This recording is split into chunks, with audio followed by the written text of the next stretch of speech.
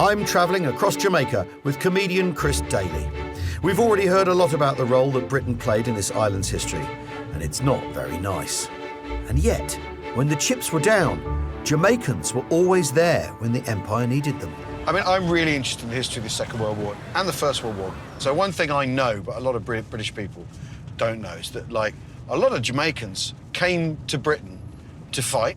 It's not something that is, I guess, spoken about a lot in Jamaica. And these people were volunteers. That's what's so beautiful. The thing is, you were subjects of His Majesty, and you could come like anyone else. Has that changed? You're still subjects of His Majesty.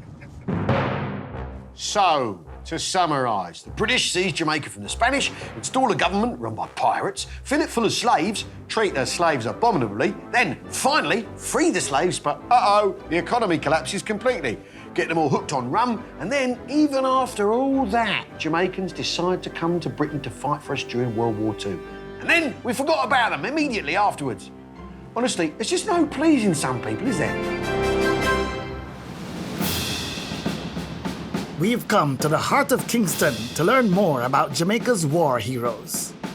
Tell us about this cemetery. There are war heroes here, aren't there? My father, who was in World War I, is laying in rest over there. Goodness. He was the first Jamaican pilot in World War I. Wow. No other Jamaican was a pilot serving in World War I. But he chose to go on his own to the UK because he wanted to fly. Yeah. He had no intention of being in the army. On the outbreak of war, William Robinson Clark travelled to England at his own cost. He initially served as a mechanic and then a driver for the Royal Flying Corps. And it is from being a driver that he was able to be selected to learn to fly. And then, of course, he had flying active service over France. And he was shot down over France, and he was very proud of the scars on his back from the shrapnel that hit him. That's incredible. Didn't know if he was going to be able to make it, and he did what he called a pancake landing.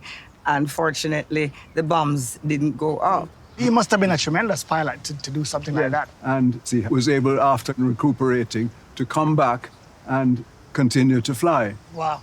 Until the end of the war. That's heroic to me. Yeah, absolutely. You're shot down and then you decide that you're going to get back into it. Sergeant Clark was one of thousands of Jamaicans who made their own way to Britain on the outbreak of the First World War. So many made the journey that a year into the war, the British formed the West Indies Regiment. And appeals for more recruits were sent out across the Caribbean. So how many men went from Jamaica in the First World War? It was just over 11,000 who ended up actually being enlisted in World War I. And then in the Second World War, how many people went from Jamaica? Well, the Royal Air Force alone from Jamaica had approximately 4,000. Almost every single one of them said that when they heard that England was at war, they wanted to go and fight for king and country. Incredible. At the time. To get a taste of the training the Jamaican volunteers would have faced, we've come to Kingston's neighbouring army base. So we're going to be put through the paces. I mean, you're looking good. Let's just get that out of the way. You too, come on. I've lined up former warrant officer Barrington Graham. First thing is transportation. Good. To see if we've got what it takes. You are just there, sir. Let's hear it. Sir. Louder. Sir. Now, this is a circuit. You will be competing against each other. And don't let me hear you call for your mama. Sir! Sir! Follow me! Yes, sir! No, don't go in there. Walk around. We're just warming up. You bloody fool! Get over there! Yes, sir! Get over there! Over there! Yes, We're sir! just warming up. Although huge numbers of Jamaicans signed up for king and country, Okay, go! in the First World War, black soldiers were not permitted to fight as equals with their white counterparts. Let's go! Yet they served with distinction on the Western Front in Europe, in East Africa, and the Middle East. Go, yeah, up, up, up, up, up, up, up, up, up.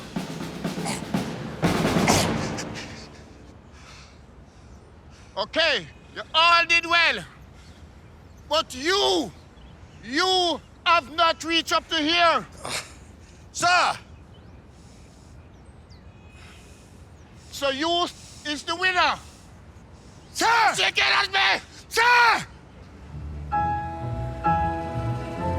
In total, over 15,000 Jamaicans fought for Britain across both world wars. But the island's role in helping the empire did not end there. Post-World War II, Britain needed rebuilding and was short of labour, so the government encouraged people from the Commonwealth to settle in the UK as British citizens. Some of the first to arrive were around 500 Jamaicans on the steamship, the Empire Windrush.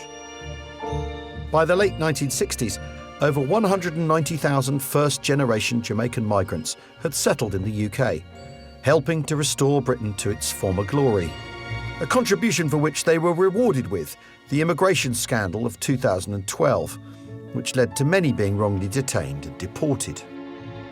It's properly scandalous what's happened, and people having to prove that they how long they've been in the country and all that. After knowing that we sacrificed so much to help England and help Britain to come back to global status and to become the economic power that it is, it really hurt to hear some of the language, particularly when it made the news from your parliament about what was being said about the Windrush generation.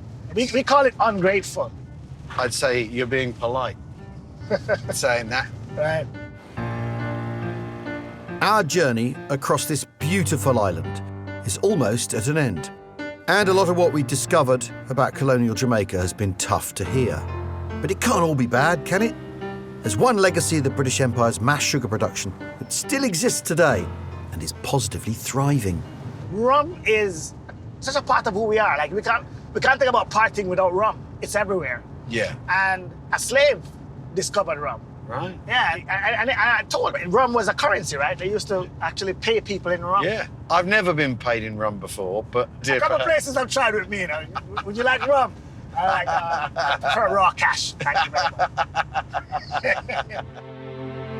Yes, it's widely believed that it was enslaved plantation workers who began to make undistilled rum by fermenting molasses, the black sticky residue that's a byproduct of the sugar-making process. Unable to sell molasses, plantation owners gave it to their enslaved workers who made good use of it. The rest, as they say, is history. Even today, rum is a staple of the Jamaican economy and the island way of life. So Al, this is a beautiful local bar. We have Andrew, the proprietor here. Rum has many uses in Jamaica, not just... What do you mean many uses? Not just for consumption, but we use it for other things as well. Of course. Right? You use rum to disinfect. Yes. You can use rum to make a fire. Right, okay. If you have a fever, we use rum. Yeah, so you do something like that, right? And you rub it up, put it over your face. And it literally clears the nose. Go on, do me. Rub the face up, smell it, inhale as much of it as you can. Yeah. Oh, wow, yeah. And it really Hello, ladies. The aroma. I just want to say, you don't say this to every Englishman who blunders into a bar and go, oh, you can rub rum on your face. Put it on your balls. No. No, I wouldn't recommend the white rum for that one. Not your balls. I think you need to drink some. You need to drink. Yeah, I think finally. Yeah, man. You say, yeah, man. Yeah, man. Cheers. Cheers, Andrew. Jamaican rum has come a long way since its humble origins in the days of empire. Now a global export, it's sold in over 70 countries worldwide, and the island is able to produce 50 million litres a year. Are you okay to drive? Yeah, I'm fine to drive. You're sure? Yeah. That's some strong rum, you know, that's 62%. Yeah, I know, but it's on my face. The strong rum went on my face. Yeah, rum has really elevated in Jamaica. Rum has become premium. And now we're heading to a very posh resort. So we're going super high end. Super high end, and I think you'll enjoy this. Jamaica has risen from the dark days of colonialism, reinventing itself as a luxury tourist haven, welcoming over 3 million visitors a year to the island, more than its total population. Thank you, sir. Oh, yeah. Yeah? Yeah. This is nice, right? It's very nice. Evening and welcome to the lesson bar. Thank you, sir. Welcome. This is a very high-end hotel, and we have a very high-end rum bar here. I mean, you've got a menu here, and my eye is immediately drawn to this one at the top. 50-year-old Appleton Estate. Look how much it is a shot. $500. Just for you, not for me. I'm a local. Is that? That's how it works, is it? Come on, it's been sitting for 50 years. Have you sold a lot of this? We do sell it over time. It's not something that you sell every day. Right. We actually keep it in a safe. In a safe? Yeah. So Keep it away from the main operation. Oh, wow. Sadly, our producer kept his wallet under lock and key, so we had to make do with something a little more affordable. This is a 14-year-old rum. Now, what you're gonna do, you're gonna give it a smell. What kind of notes are you picking up? I get some banana in that. Ah, nice, nice. Yeah. It's minty. A little bit of mint. Mm-hmm. And rum. I'm Of course, of course.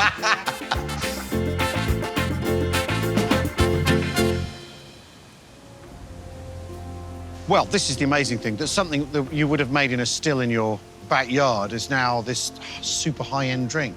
I sort of feel that that's kind of like the way Jamaica's reinvented itself, because that's the thing we've looked at with the issue of slavery, is Jamaica seemed to find a way of putting that behind it, of becoming this one love place, and it's like the rum's done the same thing. It's refined itself and turned itself into something irresistible that brings joy.